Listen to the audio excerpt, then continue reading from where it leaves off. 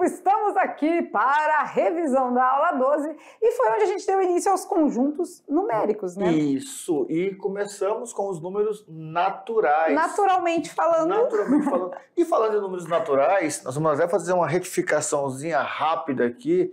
Nós aprendemos uma coisa. Os números lá de Libras, os números da língua de sinais, tem a representação cardinal e tem a quantitativa. Né? E aqui nós colocamos para vocês, no final da aula, é a cardinal, tá bom? A quantitativa é normal, 1, 2, 3, E a cardinal que é assim, né? Isso. Nesse sentido assim, lateralzinho.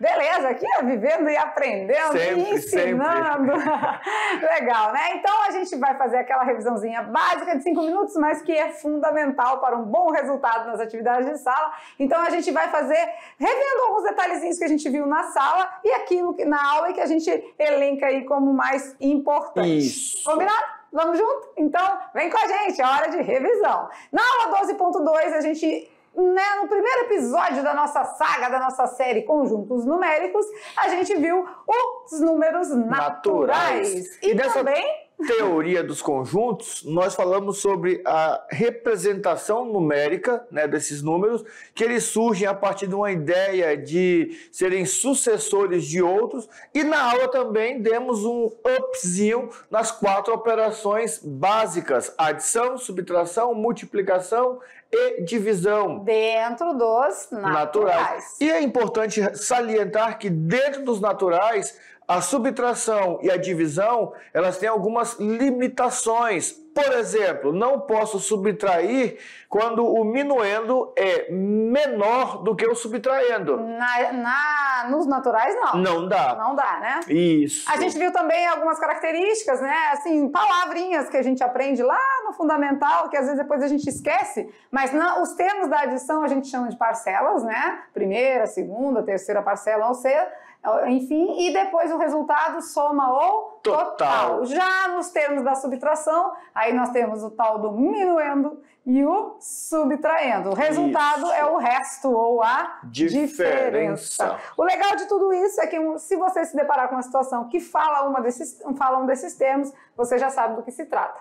Também na multiplicação e na divisão temos os termos, né? Isso. Na multiplicação são chamados de fatores e o resultado é o produto. Lembrando que a ordem dos fatores não vai alterar no produto, que é o resultado. 7 vezes 84 também dá o mesmo resultado. Né? E temos a divisão, que também é uma operação limitada. Limitada por quê? Porque eu só posso dividir quando o dividendo for maior que o divisor. E mesmo podendo dividir, eu posso ter uma divisão exata ou uma divisão não exata. Quando que isso vai acontecer? Simples. Quando o nosso resto for igual a 0, a divisão é exata.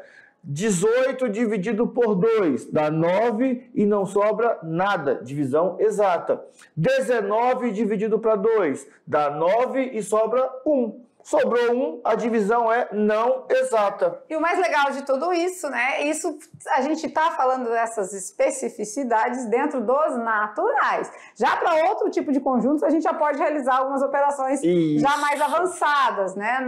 Aqui, com os naturais, não pode o minuendo menor que o subtraendo, não pode o dividendo menor que o divisor, mas se for lá nos decimais, isso já pode acontecer, tá? E vamos relembrar aqui os nossos números em Libras, e aqui a gente falou agorinha que são os cardinais, né? Então, o nosso intérprete de Libras, amigo Vitor, nos explicou que tem diferença entre o cardinal e o de quantidade. Quantidade, né? 2, 3, cardinal. 4. O 5 é igualzinho, né? Isso, Beleza? Então, agora é com vocês. Vamos às atividades de sala. Já a gente está de volta.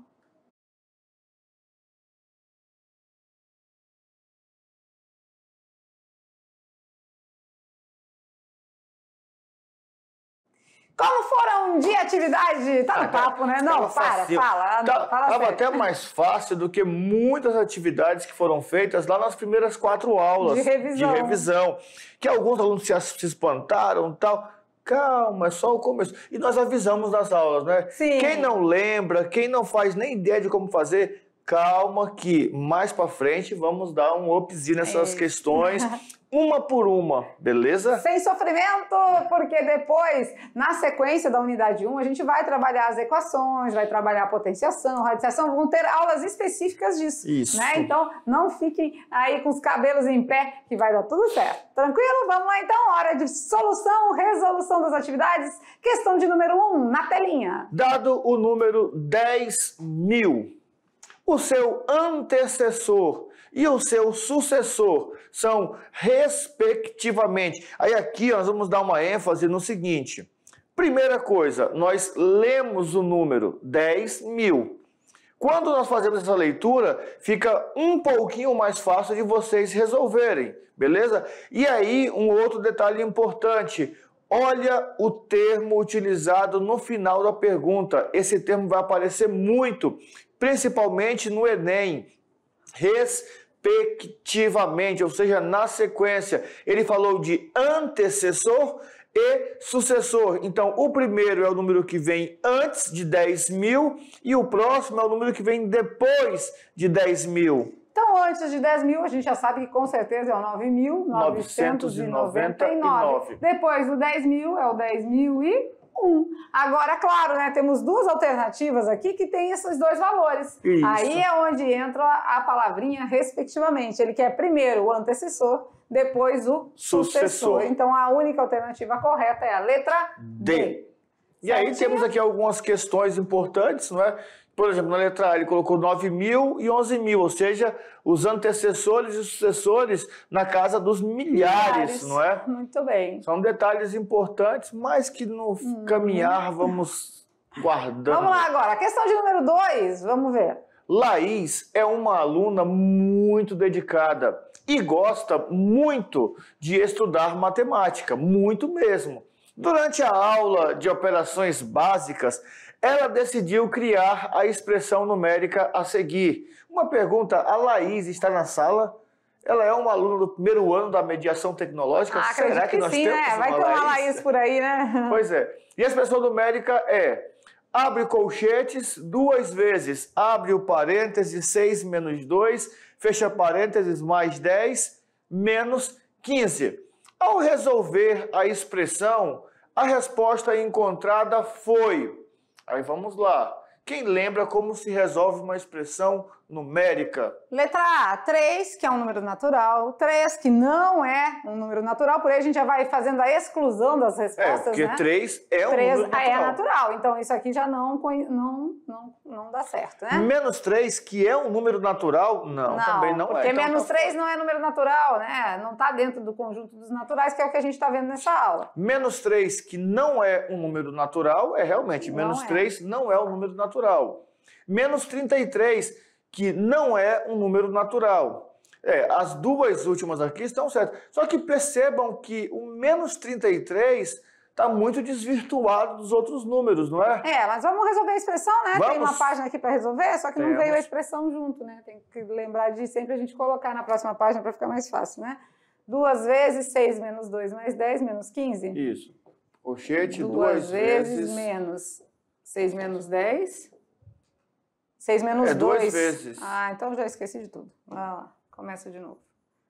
Isso que é bom a gente copiar ela, a gente repassar para cá. 2 vezes 6 menos 2 mais 10. Mais 10 vezes 15, menos 15 fora. Isso, mais 10. Fecha colchete, menos 15. Menos 15. Beleza, bora resolver? Vamos lá? Então a gente resolve sempre de dentro para fora, lembra? Então vamos copiar o colchete 2 vezes. Quem? 6 menos 2, que é 4. Mais 10, fecha colchete, menos 15. Sempre de dentro para fora e realizando as operações de maior importância. Entre vezes e mais, o que se resolve primeiro? A multiplicação. A multiplicação, né? Então vamos lá, 2 vezes 4. 8. 8 mais 10, fecha colchete, menos 15. 8 mais 10? 18. Agora a gente pode resolver ele aqui, que já estamos acabando, né? 18 tira 15. Fica 3. 3. Então 3 é a resposta correta, que é um número natural. Beleza? Beleza. Né? Como a gente está dentro dos naturais, esses aqui eram pouco prováveis de dar como resultado, porque a gente está trabalhando dentro dos naturais e não nos números negativos ainda, tá bom? Beleza. Belezinha? Olha aí, mais uma, dá uma olhada, entendeu? Com o procedimento, a gente foi fazendo de acordo com a ordem das expressões, que é trabalhar de dentro para fora, né? Parênteses, colchetes e também as operações, certo? Certinho. Questão de número 3, bora ver. Analise os conjuntos a seguir e os relacione com os conjuntos descritos nas sentenças 1, 2 e 3. Vamos ver quais são os conjuntos 1, 2 e 3, as descrições feitas na 1, 2 e 3? O 1 é o conjunto dos números ímpares. Aqui, ó. O 2 é o conjunto dos múltiplos de 4. Múltiplos, lembrando que são resultados de multiplicação. Tá? A tabuada do 4, nós temos 4, 8, parará, parará, parará, parará, parará, parará. E no 3, o conjunto dos números pares. Então, ele quer que a gente correlacione, né? Isso. As sentenças com as letras, né? Então, conjunto dos números ímpares, é o A, é o B ou é o C? Bom, eu sei que o ímpar é o 1, o 3, o 5, o 7, o 9, o 11. Então, a letra B está junto com o 1, né? B com 1. A letra A é o conjunto dos números pares. Então, está com a 3. Então, a letra C são os múltiplos de 4, né? Ou seja, 2. Então, ficamos B com 1, C com 2, A com 3. Isso. Então, vamos lá. O A com 3, né? O A com 3, o B com 1 e o C com 2. Letra D. B. Isso mesmo. Então, fizemos a relação e deu tudo certo. Beleza. Aí aqui alguém poderia pensar, professor, mas na letra C tem os números pares. Tem, mas ele fala conjunto dos números pares. E ali faltam alguns números. Na letra A, nós temos 0, 2, 4, 6... que não podem ser múltiplos do 4, porque o 0 e o 2 não são múltiplos do 4. O 6 também não. Então, por isso que nós colocamos nesta sequência correta. Beleza, legal, né?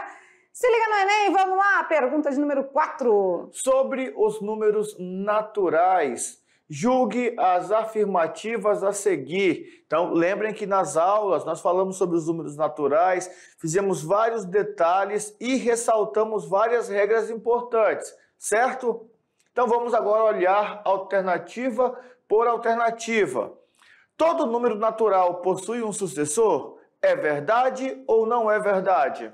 É verdade, né? A gente falou que talvez um deles não tivesse o antecessor, mas sucessor todos têm, né? Todos têm, então o primeiro é verdadeiro. Verdadeiro. Segunda, todo número natural possui um antecessor? Acabamos de dizer que aí não, né? Porque dentro dos naturais, começando pelo 0, antes do 0 não tem nenhum número natural. Beleza. Tem número negativo? Tem, mas não é natural. Então a segunda é errada. Já vamos tirar essa aqui, né? Somente a afirmativa 2 é verdadeira. Beleza. 3. O conjunto dos números naturais é infinito? O conjunto dos números naturais é infinito? É, infinito. É infinito. Para a direita, infinito, então, né? Verdade. Verdade, né? Então nós temos duas verdadeiras e uma falsa. Agora vamos comparar as afirmativas.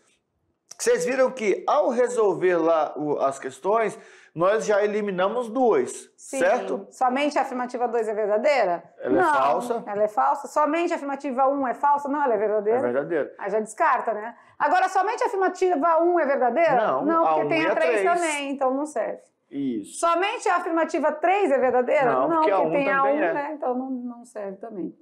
E somente agora? A afirmativa 2 é falsa? Aí sim, aí é verdade. Só a 2 é falsa. Então, resposta correta é a letra E. Beleza. Muito bem. Perfeito. Vamos lá, brincando com os números? Vamos dar a resposta já do nosso Brincando com os Números? O que vocês acharam aí das atividades? Tudo tranquilo, né? Muito bacana. E esse tipo de questão que a gente acabou de ver aí, a do Se Liga no Enem, é típica de concurso, né, professor Maurício? E é um tipo de questão que ela é muito simples, mas que ela exige do aluno um gasto de tempo, porque ele tem que analisar as afirmativas, todas, uma por uma, e depois já tem que analisar o gabarito, porque se você vai, verdadeira, essa daqui mesmo, e não analisa todas, né, e o uso de algumas palavras-chave, tipo somente, né, se ele colocasse a letra A, por exemplo, a afirmativa 1 é verdadeira, verdade. Agora ele colocou somente a afirmativa 1 é verdadeira. Esse somente já fez com que a questão ficasse falsa. Por quê? Porque lá eu encontrei outra verdadeira. Certo? E outra, às vezes confunde, né? Então tem que ficar muito atento aos detalhes, prestar atenção. A palavrinha somente, ela é meio, né, de pegar uma galera de jeito. Então fique atento no somente, no apenas. É isso aí, na matemática faz muita diferença. E tá? você acredita? Deixa eu te contar aqui uma fofoca. Que teve aluno que não conseguiu fazer expressão numérica. Ah, não, aquela anterior, número 3. E aí, ó, para você que teve dificuldade com a expressão numérica, não fala para ninguém, só entre nós aqui, ó. Você vai ter que pegar algumas outras aí e treinar, porque isso aí é trivial. E quando entrarmos lá na frente, nas equações do segundo grau e nas funções do segundo grau, principalmente função, né? Que formos calcular valor numérico, nós vamos pegar uma expressão algébrica e transformar em uma expressão numérica. E você vai ter que resolver. Então, segredo nosso. Eu fiquei sabendo, um passarinho soprou aqui que teve aluno que não fez, que não conseguiu fazer. Então, é a hora de dar aquela praticadinha, né? A expressão numérica é um assunto lá do 5º ano e a gente, às vezes, é sujeito a esquecer, né? Mas a gente está aqui para lembrar vocês. Vamos de brincando com os números? Qual é a resposta da nossa charadinha? A pergunta era... Uma mãe tem R$30 para dividir entre 2 filhas. Que horas são? Qual é o horário? 11h50? 13h45? 19h03 ou 9h30? Pensa. Um minutinho aí para quem não se dedicou a pensar na resposta. Vamos lá? Se nós lêssemos os horários... de uma maneira diferente, de uma maneira diferente... Eles descobririam rapidinho qual é a resposta. Vamos ler agora? A letra A, nós temos 10 para meio-dia. 10 para meio-dia. 10 para as 12. 10 para as 12. Na letra B, nós temos 15 para as 2. Ah, 15 para as 2. Aí a letra C e D não tem como, né? Passou ali só. Mas algumas horas são ditas de maneira bem prática. Por exemplo, que horas são? Esse no relógio é 11h50. Você não vai falar 11h50, você fala o quê? 10 para meio-dia. Geralmente, 10 para as 12. Né? 13h45, você fala assim, 15 para as 2. Ah, tem R$30, vai dividir entre as 2, então dá 15 para as 2. Vamos ver. Resposta correta na telinha, agora é a hora da verdade. 30 dividido para as 2 filhas vai ficar 15 para as 2. Opa, 15 para as 2, 13h45. Que fica R$15 para cada filha, ou seja, para as 2, porque cada uma ganha R$15. Beleza. Certinho! Então é por aí que vamos com mais... esses testezinhos que a gente faz de raciocínio lógico é o brincando que se aprende, tá? A gente fala brincando com os números, mas na real, na verdade verdadeira, tá se aprendendo muito por trás disso, né? Por quê? Porque a gente instiga o raciocínio lógico de vocês e hoje em dia concursos... avaliações externas como o Enem, como o Saero, vai estar sempre cobrando esse tipo de coisa de maneira, às vezes, não tão explícita, né? Meio escondidinho ali, mas cada dia mais exige dos alunos o raciocínio lógico. Então é por isso que a gente faz esse trabalho aí com eles. E sabe o que eu fiquei pensando, essa questão do cardinal e do quantitativo, que tem, acho que é ordinal, não lembro, acho que é ordinal, né, que chama. Porque a gente deixa passar isso também, às vezes, na aula, né? O primeiro, o segundo, o terceiro, o quarto, o quinto. A gente não lembra muito, a gente deixa passar. Aí o 1, o 2, aqui tem quantas mangas? Tem 3 mangas, 3. É normal, a gente fala assim. Você não faz assim. Então é bem legal. Olha aí, e não é assim. É assim. É isso aí. Aqui a gente está aprendendo junto. Por isso que a gente gosta de fazer as determinadas situações, quando a gente pode, a gente insere aí a parte interdisciplinar. Lembra lá que tinha a teoria dos conjuntos com... em espanhol, né? Os animais que voam e nadam. E a gente vem aí interagindo com as outras áreas do conhecimento, porque isso é que nos enriquece e fortalece o aprendizado, tá certo? Ficamos por aqui, finalizando mais uma aula matemática e, claro, daquele jeito de sempre, né? Um beijo no coração e até a próxima aula. Tchau, tchau, galera!